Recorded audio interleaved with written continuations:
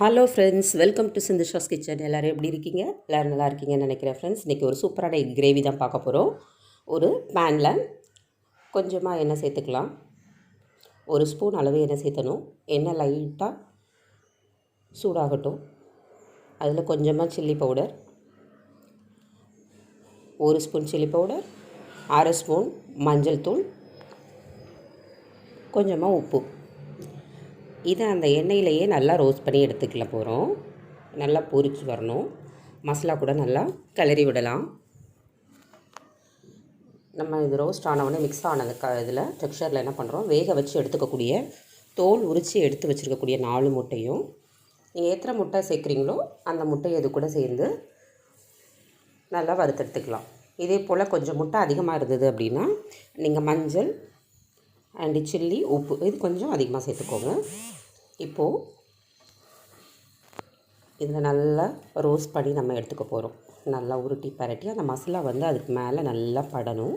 அந்த அளவுக்கு அந்த கிரேவியில் நல்லா ரோஸ்ட் ஆகி வரட்டும்.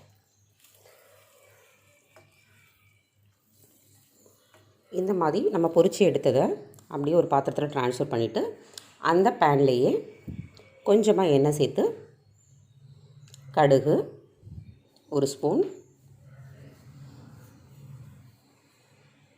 பெருஞ்சீரகம் அல்லது சோம்புன்னு சொல்லுவோம்ல அது ஒரு ஸ்பூன், சீரகம் ஒரு அரை ஸ்பூன், சீரகம் சேர்த்ததுக்கப்புறம் அதையும் நம்ம நல்லா பொரிய விட்டு ஆயிலில் நல்லா ஃப்ரை பண்ணி எடுக்க போகிறோம். நல்லா சூடாகிட்டா நல்லா ரோஸ்ட் ஆகி வரணும், பொரியணும். கடுகு சோம்பும் அதே போல் நல்லா பொரிஞ்சு வரணும். 3மே நல்லா பொரிஞ்சு வந்ததுக்கப்புறமா அந்த சூட்டில் நல்லா கிளறி விடலாம்.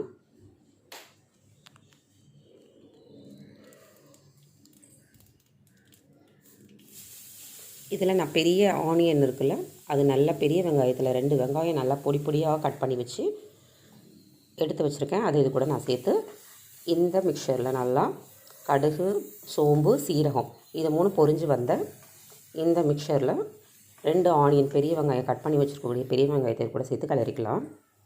நெக்ஸ்ட்டு இது கூட கொஞ்சமாக உப்பு. அப்போ வெங்காயம் ஈஸியாக வதங்கிடும், அதுக்காக உப்பு கொஞ்சம் சேர்த்துக்கிறோம். சில்லி பவுடர், காஷ்மீரி சில்லி கொஞ்சம் கலருக்காக போடணும்னா நீங்கள் சேர்த்துக்கலாம். மஞ்சள் தூள், சில்லி பவுடர், கரம் மசாலா, தனியாத்தூள் 2 ஸ்பூன், சீரகத்தூள் அரை ஸ்பூன், கரம் மசாலா 1 ஸ்பூன் சேர்த்து நம்ம எல்லா டெக்ஸ்சரும் கரிஞ்சிடக்கூடாது. கரிஞ்சு வராமல் ஒரு சேர நல்லா கலந்து விடணும். அப்போ தான் வெங்காயத்தில் இந்த மசாலா நல்லா மிக்ஸ் ஆகிற வரைக்கும் நம்ம கலந்து விட்டுக்கலாம். அடியும் பிடிச்சிடக்கூடாது. அதனால தான் நல்லா ஒரு அடிகனமான பேன் எடுத்து இது பண்ணும்போது செய்யுங்க. எல்லா டெக்ஸ்சரையும் நல்லா கலந்து விட்டுக்கலாம்.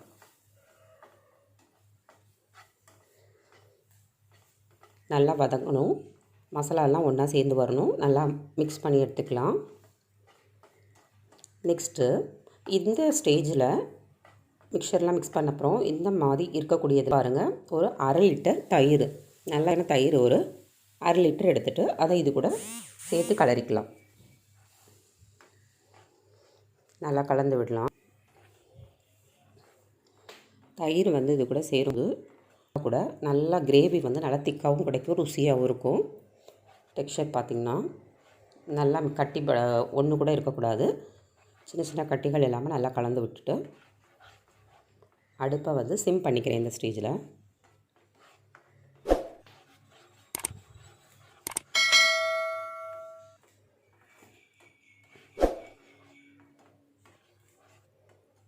இதில் நம்ம தண்ணி எதுவும் சேர்க்க வேண்டாம்.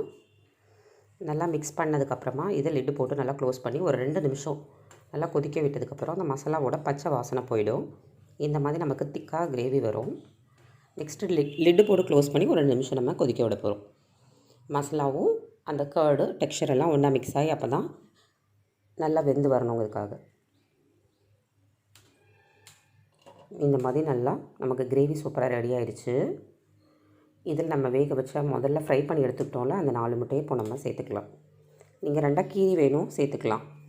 மசாலாலாம் உள்ளே அப்சர்வ் ஆகணும் அப்படின்னா ஒரு கத்தி வச்சு 2 கீறிட்டு அந்த டெக்ஸ்சரில் போட்டோம், நம்ம மசாலா கலவையில் போட்டுட்டோன்னா நல்லா மசாலாவை உறிஞ்சிக்கும்.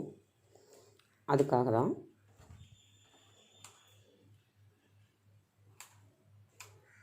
இப்போ இந்த மாதிரி நம்ம பொரித்து வச்சுருக்கக்கூடிய 4 முட்டை இது சேர்த்துட்டு லிடை போட்டு க்ளோஸ் பண்ணி கொத்தமல்லி வந்து சின்ன சின்னதாக கட் பண்ணி இது கூட நம்ம சேர்த்துட்டு அகெயின் ஒரு 2 நிமிஷம் மட்டும் நமக்கு கொதித்து வந்ததுக்கப்புறம் பாருங்கள், வாவ், அந்த கலரு கிரேவி எல்லாம் எவ்வளோ அழகாக பிரிஞ்சு வந்திருக்கு பாருங்கள். நமக்கு சூப்பரான முட்டை கிரேவி தயார். சப்பாத்திக்கு, சாதத்துக்கு எல்லாத்துக்குமே நீங்கள் ட்ரை பண்ணலாம் ஃப்ரெண்ட்ஸ். இந்த ரெசிபி உங்களுக்கு பிடிச்சிருக்குன்னு நினைக்கிறேன். பிடிச்சிருந்துன்னா நம்ம சேனலை சப்ஸ்கிரைப் பண்ணிக்கோங்க.